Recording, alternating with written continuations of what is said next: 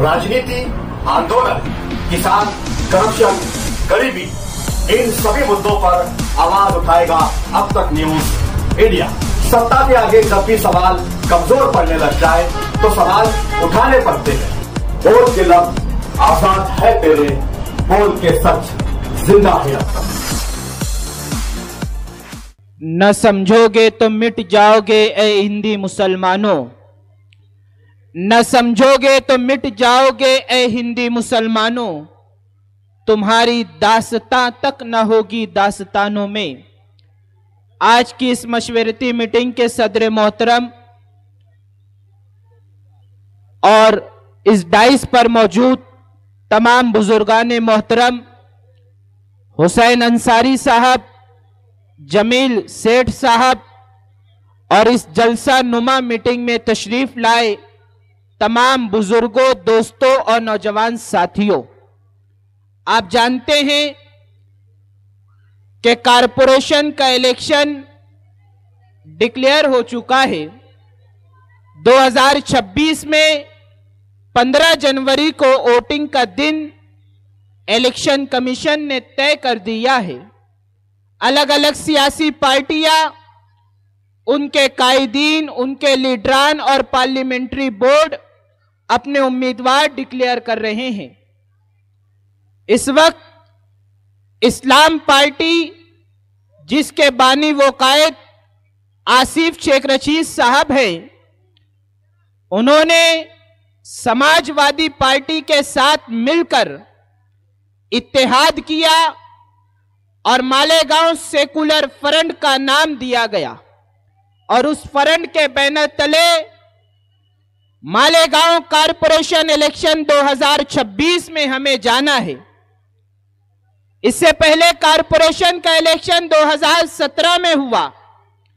उस इलेक्शन में खानवादे शेख रशीद जब इलेक्शन के मैदान में गया तो एक एजेंडा था तामीर और तरक्की का। उस मैनिफेस्टो को लेकर अवाम ने भरपूर वोटों से नवाजा, अवाम ने भरोसा किया और उन्हीं वोटों की बदौलत हमारे लीडर मरहूम शेख रशीद साहब 2.5 साल मेयर रहे और उसके बाद तायरा शेख रशीद साहबा 2.5 साल मेयर रही। हमने जो मैनिफेस्टो बताया था, हमने जो एजेंडा बताया था तामीर और तरक्की का, तो उसी दौर में हारून अंसारी हॉस्पिटल की तामीर की गई। उसी मेयर के दौरशिप में वाडिया हॉस्पिटल का काम शुरू किया गया। उसी मेयरशिप के दौर में अली अकबर हॉस्पिटल का काम शुरू किया गया। आगरा रोड उसी दौर में बनी, कुसुम्बा रोड उसी दौर में बनी। लेकिन आज 2026 में तामीरी मंसूबे के साथ साथ तहफ्फुज का एजेंडा भी है। मालेगांव शहर का तहफ्फुज, मुसलमानों का तहफ्फुज, इसलिए कि आप देख ले, पार्लियामेंट के इलेक्शन के बाद से या असेंबली के इलेक्शन के बाद से मालेगांव वालों को बांग्लादेशी कहा गया, मालेगांव वालों को रोहिंग्याई कहा गया, मालेगांव वालों को जन्म दाखिले के नाम पर जेल की सलाखों में डाला गया। ऐसे वक्त असेंबली इलेक्शन हारने के बाद हमारे कायदो लीडर आसिफ शेख रशीद साहब और मुस्तकीम डिग्निटी साहब ने मिलकर माइनॉरिटी डिफेंस कमेटी का कयाम किया और माइनॉरिटी डिफेंस कमेटी ने रोड पर भी लड़ी और कोर्ट में भी लड़ाई लड़ी।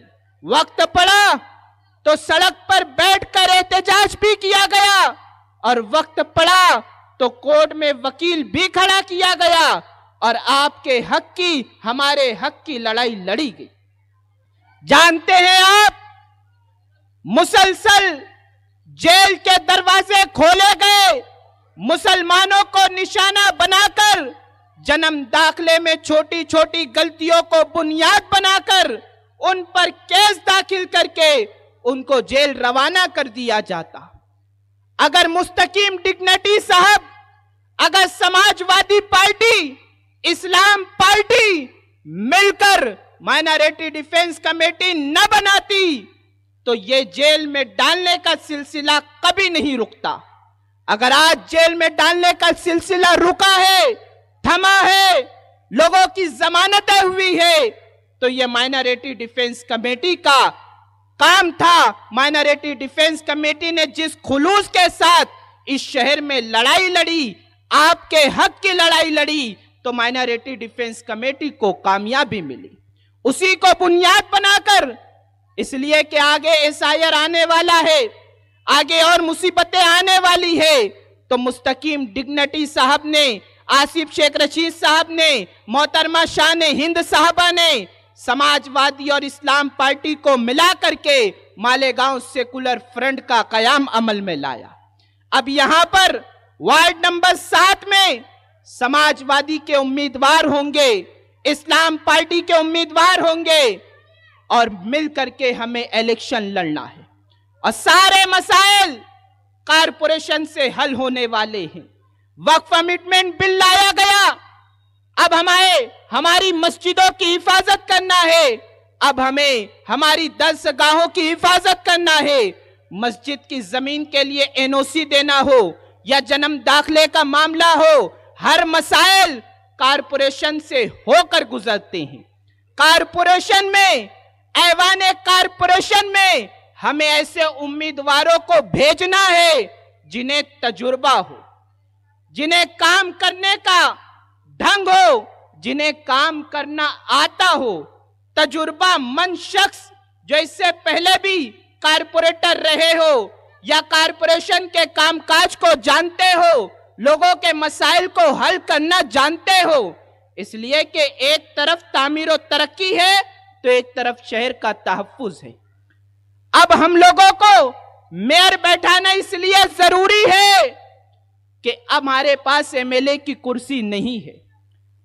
तुबा कॉस्मेटिक कंप्लीट स्किन सॉल्यूशन आपके लिए लाया है धूप से बचाने वाली डे क्रीम, सौंदर्य चेहरे को गोरा करने वाली नाइट क्रीम, फुंसियों के लिए TC skin cleaner and serum, सर्दी में जिल्दों को ताजा रखने वाला मॉइस्चराइजर, 7 दिनों में गोरा करने वाली क्रीम, आंखों के नीचे कालापन को दूर करने वाला टीसी डार्क वे सीरम, हाथ और गर्दन का कालापन दूर करने वाला साबुन। हमारा पता याद रखें, कुसुम्बा रोड औलिया मस्जिद के सामने, Tuba cosmetic complete skin solution. Parliament की रुकन नाकाम हो चुकी है, एमएलए शिप वैसा काम नहीं कर रही। अब हमारा मेयर बैठेगा और मेयर बिठाने में ये वार्ड नंबर 7 के लोग अहम किरदार अदा करेंगे। आपके ऊपर जिम्मेदारी है मेयर बैठाने की। वार्ड नंबर 7 की आवाम से मेरी गुजारिश है कि शेख आसिफ साहब, इस्लाम पार्टी का पार्लियामेंट्री बोर्ड, समाजवादी की सदर शान हिंद, समाजवादी के सेक्रेटरी मुस्तकीम डिग्निटी साहब और समाजवादी पार्टी का पार्लियामेंट्री बोर्ड इस इलाके के लिए जिस उम्मीदवार को चुने, जिस उम्मीदवार क्लियर करे, उस उम्मीदवार का साथ आपको देना है।